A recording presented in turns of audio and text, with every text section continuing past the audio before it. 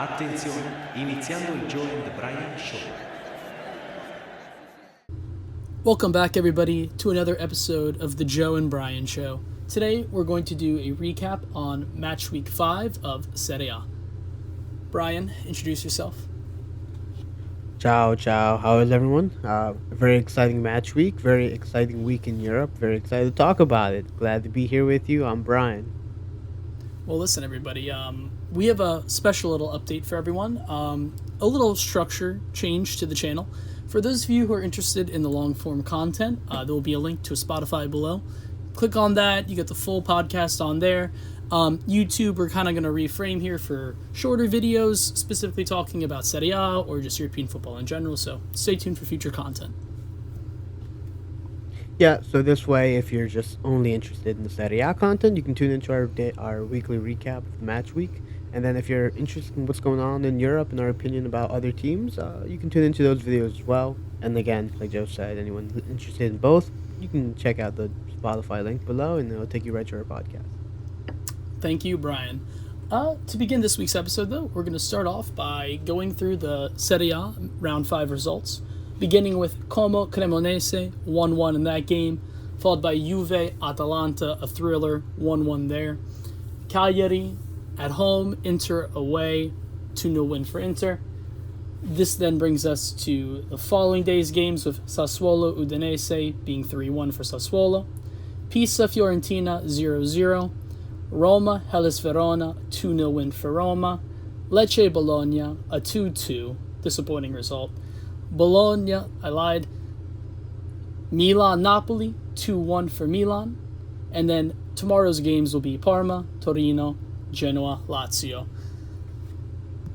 But honestly, guys, we aren't really interested in tomorrow's games, which is why we're recording it ahead of time. Let's be real here. Parma Torino, this is a relegation battle. I don't care. I'm not tuning in for this. Genoa Lazio. Lazio's going through it, and Genoa will never be out. You know, they're stuck in this mud of lower league, lower table, lower half position. They're stuck there. Lazio are being introduced to it. They're just gonna battle out for like 15th and like 13th. I don't really care. Sure, I mean, if this game turns into a 4-4 or something ridiculous, maybe we'll give you guys a little short update video, but, we seem to be in need of being proven wrong, so until then. There was a lot of exciting games this week, except that there weren't. It felt like there were going to be some exciting games, and there really wasn't. The only exciting thing about this match week was probably the Milan-Napoli game. But I'd be remiss to not give the Juve Atalanta game its flowers, because that game was actually kind of interesting. It was a little disappointing. I expected a Juve win, but overall, I mean, what can you expect? These are two of the top teams in the league, Joe. What do you think about this game? Sure. So I had some interesting thoughts about this game before we get into the nitty-gritty of it. One thing I would like to point out for Atalanta is there's a new player in their lineup. Came from Genoa, speaking of the Devils. He's a left-footed center back, and he plays the role of Braccetto. And for those of you who don't know what a Braccetto is, it's when you think of like a back three formation, it's the left and or right center back, not the middle guy. And in Italian, it roughly translates to little arms. And these are the guys who will help advance play, move the ball forward. A famous example would be someone like Chiellini or Bastoni. But Atalanta decided to play Honest Anor, 17-year-old. I mean, you know how Atalanta is. If they're putting you out the field when you're young, there's got to be some trust in you. This player had a great game, and I'm excited to watch more of him. He's only had 2 games for Atalanta thus far, 1 off the bench, and this was his first start. So, exciting things. I didn't know that. Very, very insightful. I didn't really pay attention too much to the Atalanta defense. I was mainly focused on that Juve attack, just wishing for Yildiz to get a goal for fantasy, but it did not come. So, not even Vlahovic saved the day today. But what a goal from Suleimana. I mean, geez, that was back-to-back a well-hit goals. ball. Back-to-back goals. I mean, this was one of those signings where when you look at Atalanta, every few years they kind of do these resets, and, they signed this guy, and I didn't really expect too much, but he's playing, he's performing. He looks really exciting as far as players go. I was also very happy with Kristovic. Kristovic was using his hold-up play very well. Good to see other sides of his game. I've always kind of thought of him as more of just like a target man to, kind of slam the ball into. But no, it's great to see him helping facilitate the build-up of play. I can't tell if he played like shit or if he played great that game. Because I just remember him having a wide open goal and just sending it like 5 yards wide. I'm like, what? That too. It's like this guy had a lot of chances and spoiled them, but they shared the points at the end of the day, so it's not too bad. Sure, and Atalanta were in decent control of this game up until De Roon, towards the end, gets a second yellow. Oh, They threw it away. This is also right after Juve's goal, which equalized it to 1-1. So Juve were pushing at the end for the winner. It didn't come their way. Ultimately, a 1-1 is a pretty fair result, I think, for both teams. As an Inter fan, this is fantastic. The league table is tight right now, everybody. And I guess we'll do an overview of that at the end here. But yeah, Brian, any more comments you'd like to make about this game? Yeah, I mean, the only other comment I have is the fact that Igor Tudor, he used all 5 of his substitutes, and not one of them was Jonathan David. A game where they were, chasing a goal, and they needed more attackers. They chose not to bring in Jonathan David. Is that perhaps because he's saving it for the Champions League?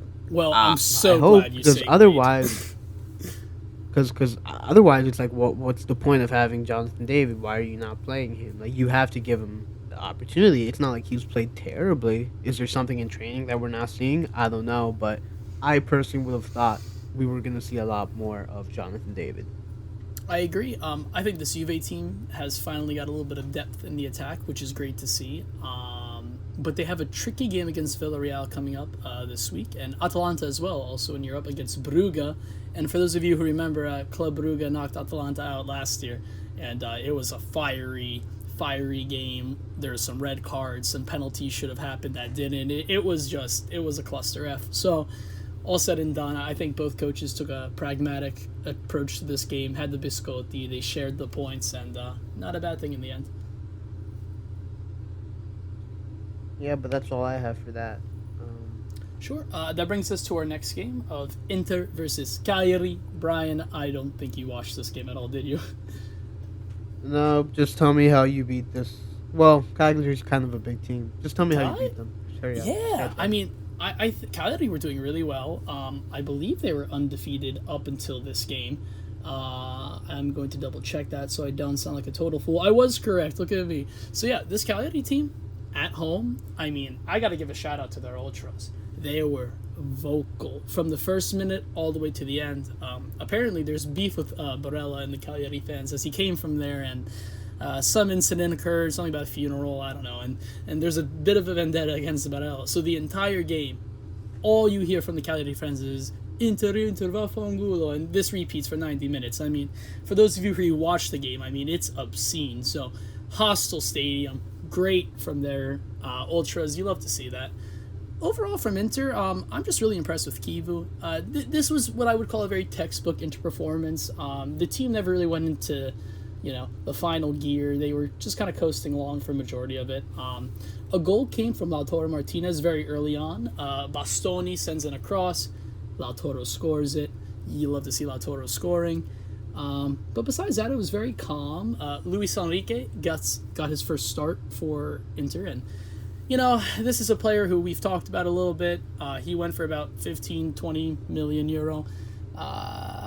So for a player with that kind of money, you expected him to start a little bit more.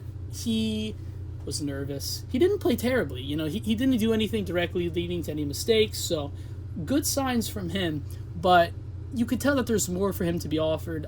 He's more of a dribbler, and you could tell that his passing this game wasn't, perfect. It wasn't as sharp or quick. So I'm excited to watch more of him. I'm glad he got the chance to play, and you could see Kivu starting to make changes where he feels necessary. Di Marco did not start. Carlos Augusto took the starting spot in this game, which led to Di Marco being subbed on at halftime, and he grabbed an assist for Pio Esposito. Oh, everybody. This made me so happy. I mean, for those of you who don't know, Pio is an Inter Academy product.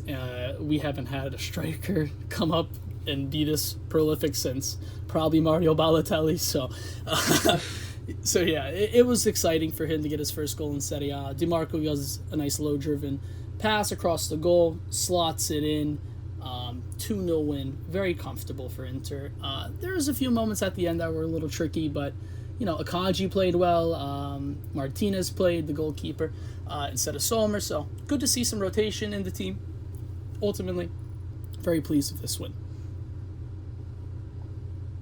Yeah, looks like Chivu's got a firm hand on everything, and I do like that he's experimenting, trying new things. I've been saying this. I need to see something new from Inter if I think they're really going to chance for a Scudetto.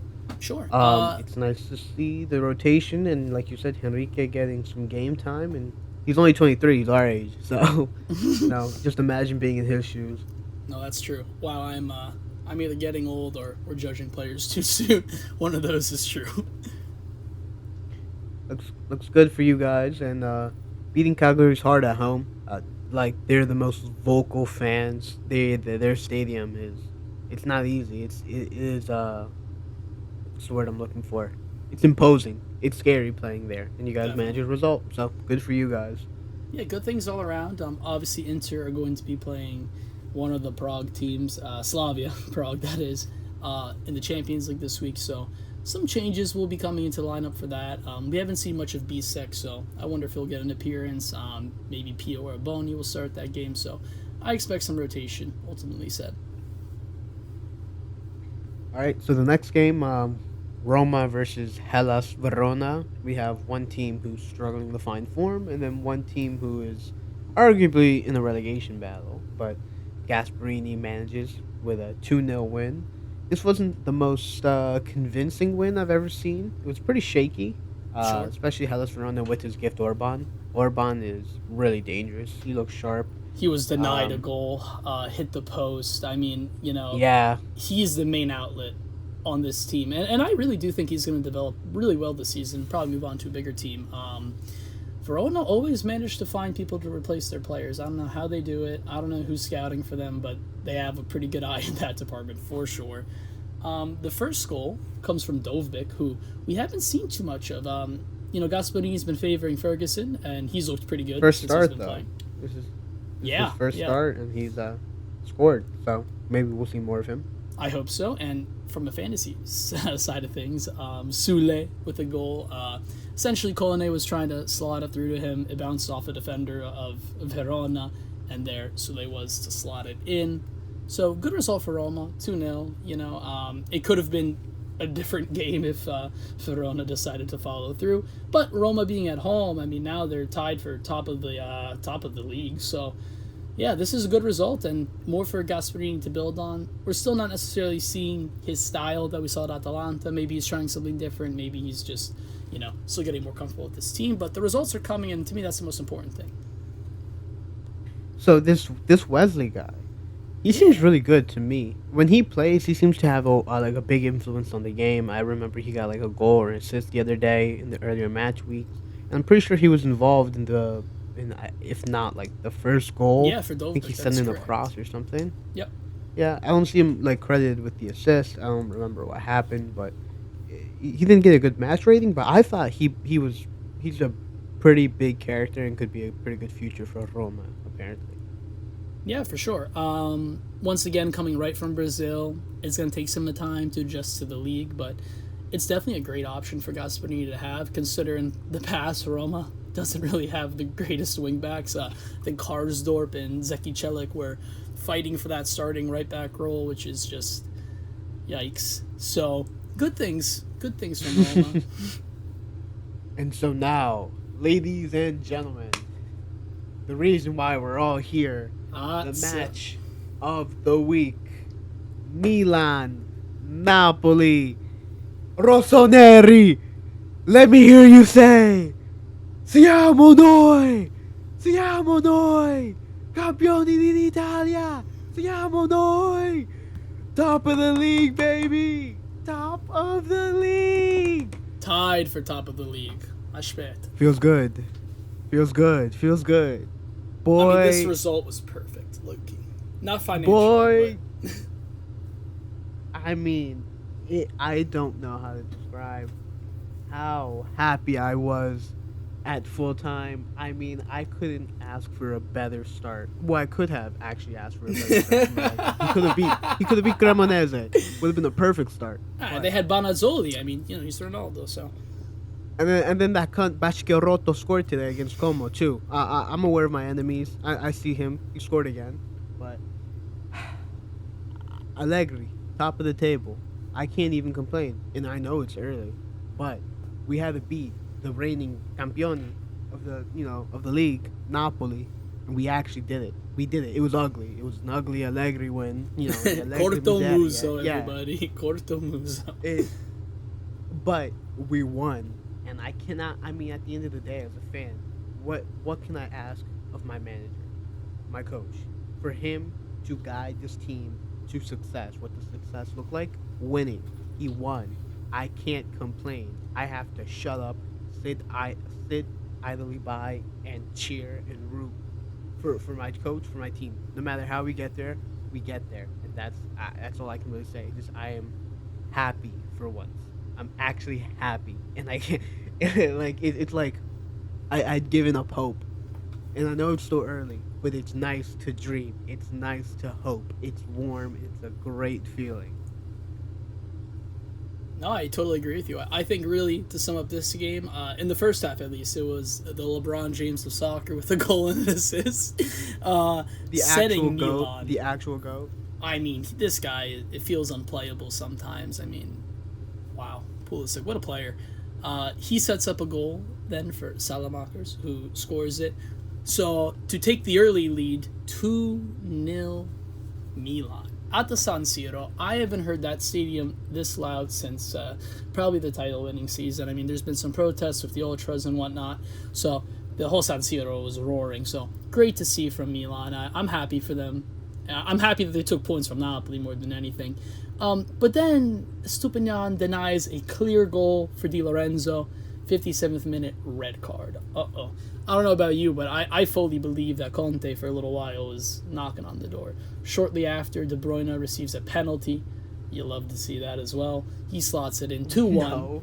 No, you don't love to see that. Where'd you get that idea from? We don't love to see that. That's okay. Some people love to see okay. that. I had McTominay this week. It was Me not too. okay. It was actually heartbreaking. I agree. Fantasy is going to be a fun little recap in this episode. But that being said, Napoli put out a different starting 11 than I expected. Mario Nucci, who came from Empoli last season, a young, promising center back, starting him at the San Siro against Milan. I mean, he was at fault for at least one of the goals. You could tell he was a little shaky. He settled pretty well by the end of the game. Ultimately, probably not the right time to start this guy. I mean, he has so much potential, but definitely question marks if I'm Antonio Conte. I don't know why this happened. Bakumba was on the bench. I'm trying to see where Napoli are going to play in the Champions League. Maybe some rotation was needed. Well, they're playing Sporting, who are a tricky team, so I guess we'll see how that carries over into next week. Yeah, I mean, Napoli should win against Sporting, but you never know. They are still somewhat a threat. But Mario Nucci got done out once. He got done out once in the very beginning of the game. He got unlucky. What can you do? That's Allegri right there. So, wonderful game. I mean, from Milan's perspective, I have just about zero complaints. I mean, Estupinian, do we need a better left back? Yes. Yeah. Are we gonna get one? I don't know. No. I don't know. He'll do the job. We're not He gonna will. get one. He'll do an okay job. He's had a really rough start to the beginning of the season, but we're top of the league, so I can't complain too much right now. I am happy, and truthfully, if I were in his position, I would do exactly that. I'd do the exact same foul. So if it were me, I'd be like, damn, that was stupid as hell. So I know he's kicking himself, and he's like, it is what it is. You know what, though? You guys still Tomori got the win, looked good. so I think that's the big takeaway. Another thing that it was actually just really exciting to see is Leao is back. Rafa is Now back. is back. I mean, what an He outlet. didn't do shit. There was one scene that calls to my head yeah. in the 82nd minute. Hopefully I remember to throw this in here. I mean, I think Leao was... There was 7 Napoli players surrounding him. I mean, it's like this famous image of was it Xavi against Italy in like 2012 or yeah, something like this. I remember this famous image. All these Napolitani just chasing after him. I mean, the fact that Allegri is top of the league without Leao, I mean, this Milan team playing once a week as well. Look at that starting 11. There is something here. I'm not going to sit here and say they're going to win the Scudetto, but they're going to be one of those teams pushing everybody. I mean, Inter's only 3 points behind, but you got 3 teams at the top of the league all challenging each other, which you love to see in the beginning of the season. Obviously, everybody slipped up a little bit. Juve against Hellas and Inter against Udine. So we'll see how this season develops and how Allegri develops, but I'm glad to have him. He's always a character on the sidelines. I believe he kicked the ball at some point, and the ball boys had to chase it onto the field. It was just ridiculous, but that's Allegri for you. So all in all, very exciting game, and yeah, Milan are showing that they are not dead. No, we're not. Although my heart probably did stop beating a few times watching that game, especially whenever David Neres got the ball and shot. Oh my goodness, bro! I actually died. No, Neres is a very good player, very good player. But yeah, for both these teams, it's going to be a long title race, and we're only on match week 5, moving on to 6. So long season ahead of us. Yeah. Last thing I just want to add was we saw a little bit more of Zachary Atekame. Yeah. Looked real shaky. He looked real nervous, and you can tell he's not good when he gets the ball. He's very much a defending kind of player. I mean, we looked at his FB ref, if you remember, Sure. way ago when we made the transfer, and I told you this guy's top 99 percentile in defensive actions in the top 5 leagues, Champions League, but he had nothing going forward. He didn't offer shit. And we saw that today. As soon as he got the ball in a dangerous attack, an Allegri attack, where chances are few to none, and you have to make them count, he fucked it. And I'm not going to blame him too much, but it just makes me question, why did we get him? It was just I see the potential, but seems like we're taking the long way there. I mean, I feel like there probably could have been better options who were just a little more versed for the system, but who knows? Maybe they have different plans for him, or maybe he turns out, you can just train that right into him and he'll be perfect. Sure. I think considering Allegri too, when you need to close out a game, you're telling me this guy's in the 99th percentile for defensive actions. I mean, you know how Allegri plays. When you get your goal or two, you lock it down. You wave your flag, Yeah. you close the gate. And I could definitely see him getting some more use. And as he gets more comfortable, he's new to the league. I believe he came from Switzerland before, if I'm correct? Yeah, young boys. Yeah, so, let him adjust. Don't judge too harshly, Milan fans. I know that's something we all Serie A fans do. But, yeah, give him some time. He might prove to be a very valuable tool in your belt. Yeah, I mean, Napoli had some injuries. They weren't playing their best 11, and that definitely was a factor in this game. We played to that, and we got the result. And at the end of the day, I'm so happy, and I'm excited for Serie A for the coming weeks now, because it's far more exciting than I thought it was going to be. I thought Napoli was going to be running away with it by now. And this was a fear of mine as well. So, all in all, very good. Brian, did you want to transition now to just a quick little match recap of any other games that you thought were interesting during this match week? Frankly, I think we've covered all the big things. The only interesting news I have is from the Sassuolo and Udine game, where VAR intervened twice to save Sassuolo. I thought it was pretty interesting that VAR came and overturned 2 decisions by the penalty. Really? That's interesting. Not by the penalty, by the referee. I was just like, oh, this is exactly what VAR was meant for, and I was like, all right, it was a good instance of it, considering that it doesn't always happen correctly. So it's just sometimes nice to give it credit when it works. No, and I agree. I like VAR. Definitely better implementation. I like that the refs are coming forward and announcing their calls. I think that helps calm a lot of discontent that people have. It also just kind of saves the refs a little bit, especially when you're in such a hostile stadium against different people. It's good to see. Just one more thing I wanted to mention on that game is Loriente with a goal and an assist. Fantasy players, keep an eye out. Very interesting from him. Well, let's transition. Oh, sure. Oh, my fault. No, you're okay. The only thing I was going to jump into next was Bologna and Lecce, just really quickly. Orsolini gets a penalty to 94th minute. Camarda goal to get the equalizer. Love to Camarda see scoring. Love to see it. Milan, what a good week for you. Pio and Camarda, two young Italy strikers, 17 and 20 respectively, both scoring their debut goals this week. I think this is going to be something we think about in the future at the end of the season. I don't know how many goals each of them will end up with, but it's great to see young Italians developing in the league. This is something that needs to happen more. One, for the Azzurri, and two, just for the betterment of Serie A in general. Dude, if Camarada gets like 10 goals, that'd be phenomenal. That'd be outstanding. That'd be a great season for Camarada. Sure, he plays right over Jimenez. Right. But you had mentioned fantasy earlier. I think we Sure. should jump straight into that because I'm really excited to talk about it. How good do you think you did this weekend? I thought I was a maestro making these decisions. I was so wrong. My attack failed me.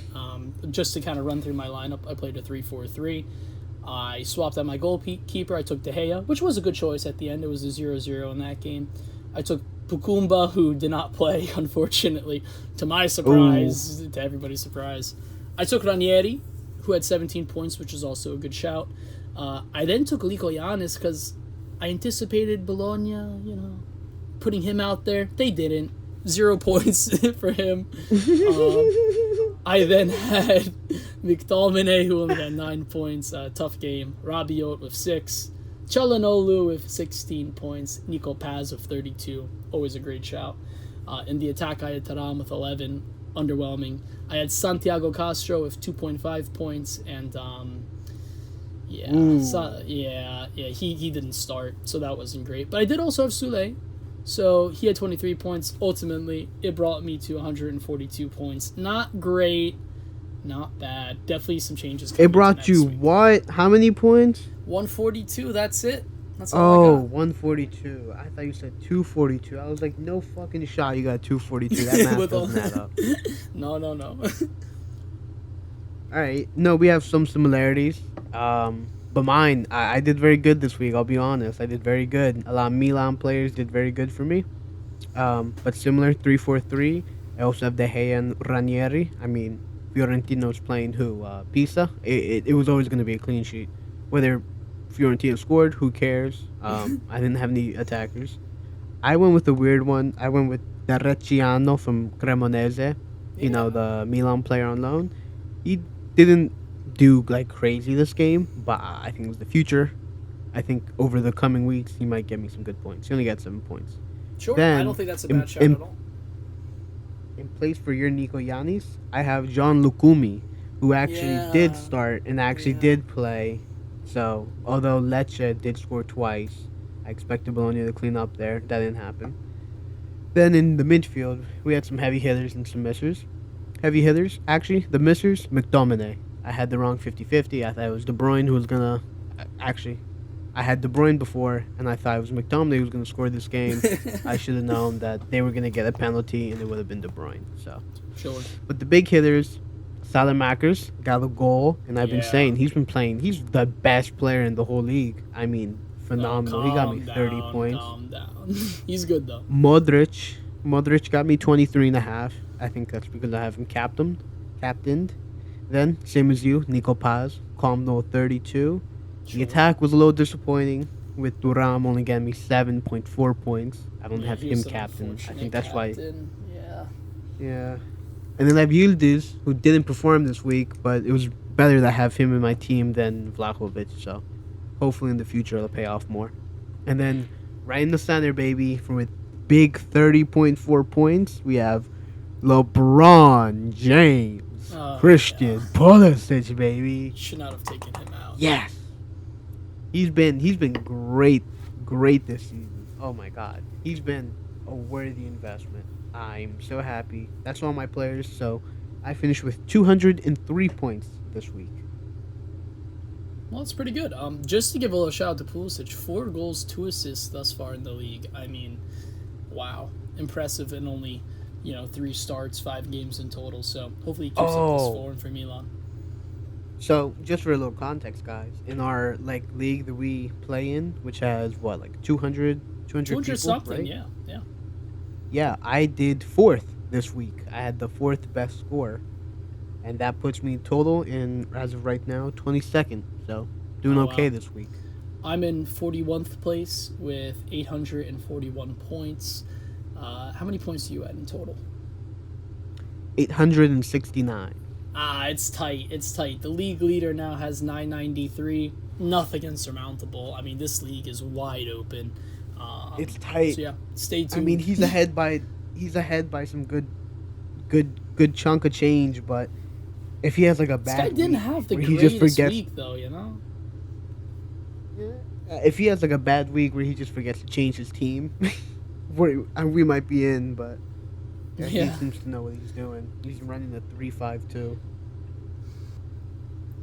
All right, everybody. Thank you for tuning in to round 5 of Serie A. For those of you who are listening on Spotify, we'll be back shortly with the remainder of the European Spotlight. Everybody else, leave a comment, like, subscribe, stay tuned. Hope you guys enjoy this new shorter form content that we're doing. We keep trying to be innovative and trying new things. Ciao, ragazzi. Ciao, ciao.